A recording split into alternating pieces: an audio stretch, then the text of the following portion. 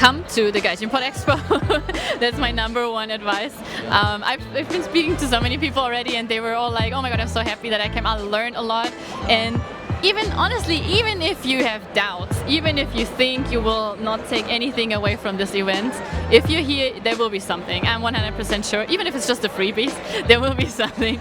But most people come here and they're like, oh, I didn't know that this is actually here, and I met this person, and later on I got an interview through the regular process, but they knew me already because they saw me at the expo.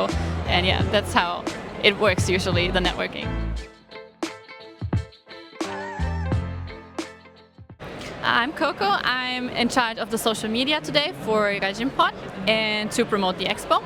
And part of the marketing, supporting and interviewing people here, spreading good vibes. That's my job.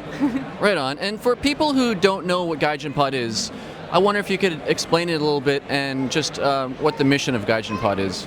We're helping foreigners living, working, studying and traveling in Japan.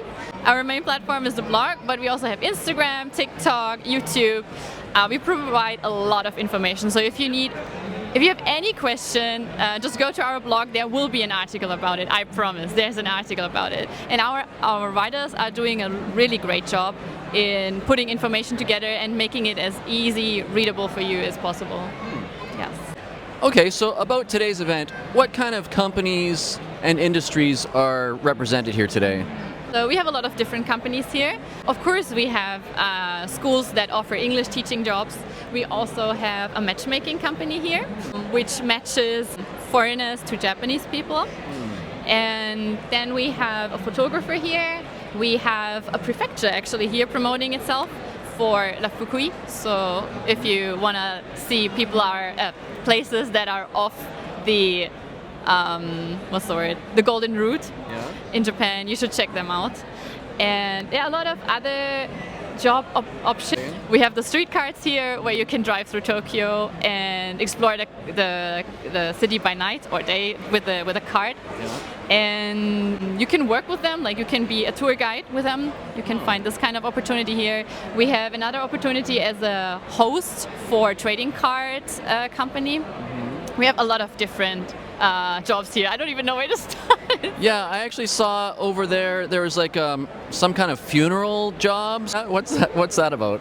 It's a funeral service. Yeah. And I don't know the job description details, to be honest, because it's all with the company. But yeah, it's a funeral service that also offers funeral services to foreigners in Japan, because that's definitely a niche where is more support needed in that niche. Yeah. So what type of jobs do you think are most in demand for foreigners in Japan right now?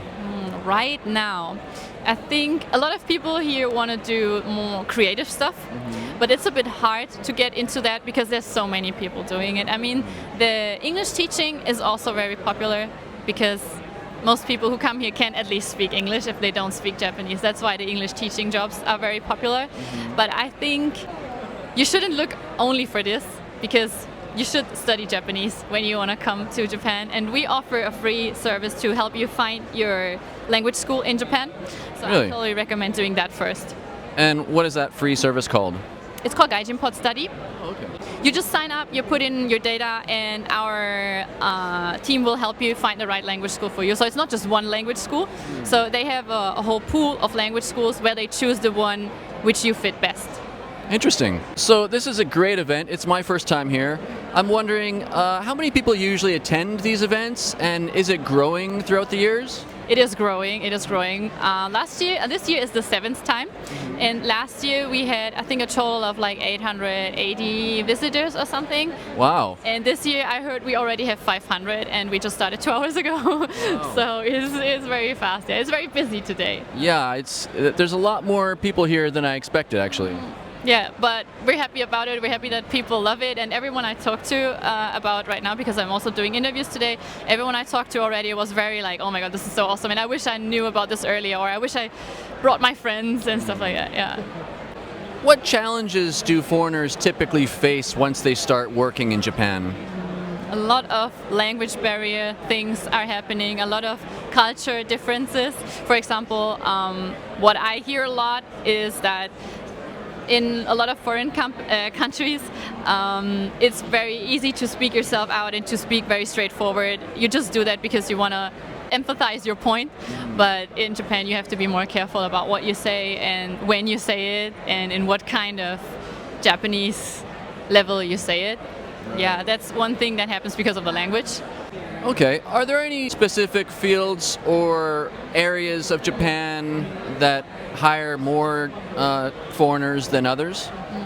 I would say Tokyo, Osaka, Nagoya, Kyoto are the ones, like the ones on the golden route, and those need a lot of foreign staff because there are foreign tourists coming. I think if you go to Inaka, like where barely any foreigners live, why would they need foreign staff? Right. But in Tokyo, it's definitely a hot spot, and Osaka as well. How does GaijinPot support foreigners in Japan beyond job hunting? For example, housing or visas?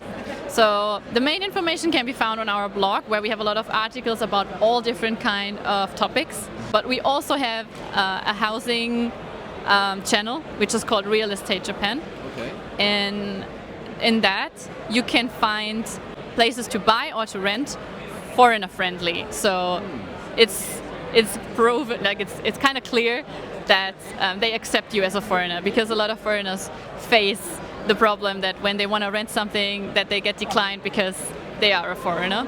So Right. if you check on GaijinPot Apartments or Real Estate Japan, you will find only properties that are foreigner friendly. Oh, that's really great. And so does it help walk you through all of the different kind of payments that you have to make when you're renting a place? Because most foreigners, I think, get confused about all of the upfront payments. Does your service kind of explain all of that?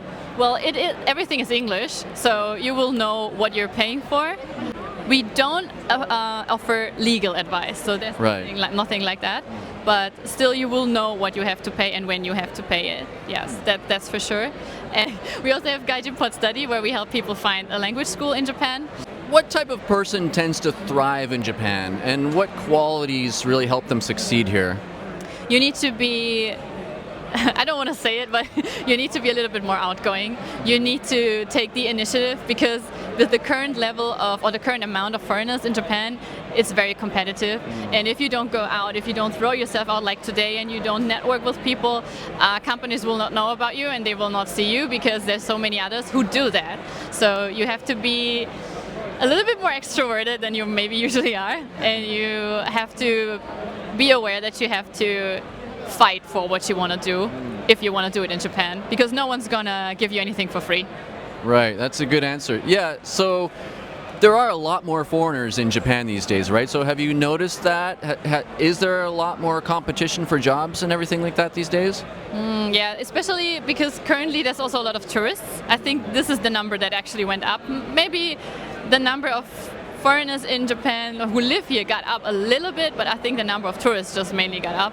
So I think the competition is still strong, and you just have to be on top of your shit.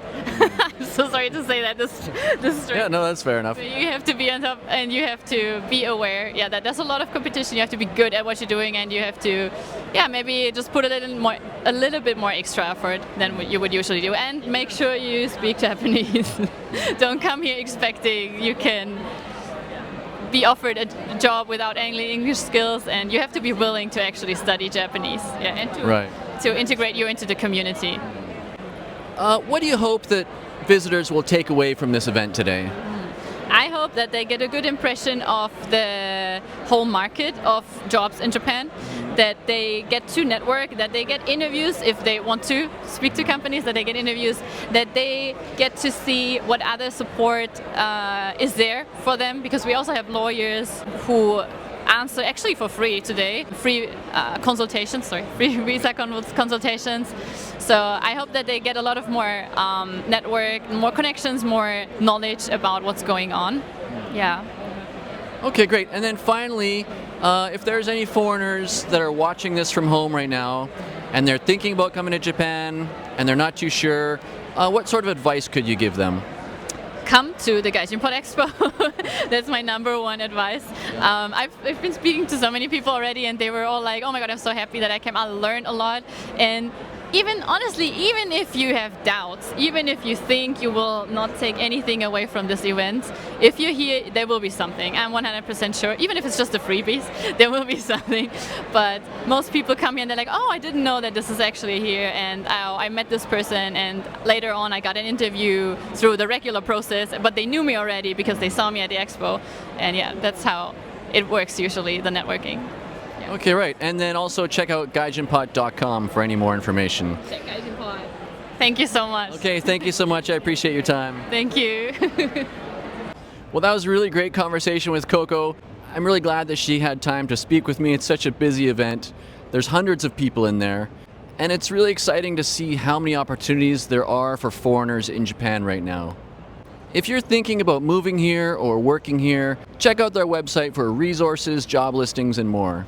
And as always, if you like this video, please don't forget to like it, subscribe, and stay tuned for more great content and interviews about life and working in Japan. Thank you.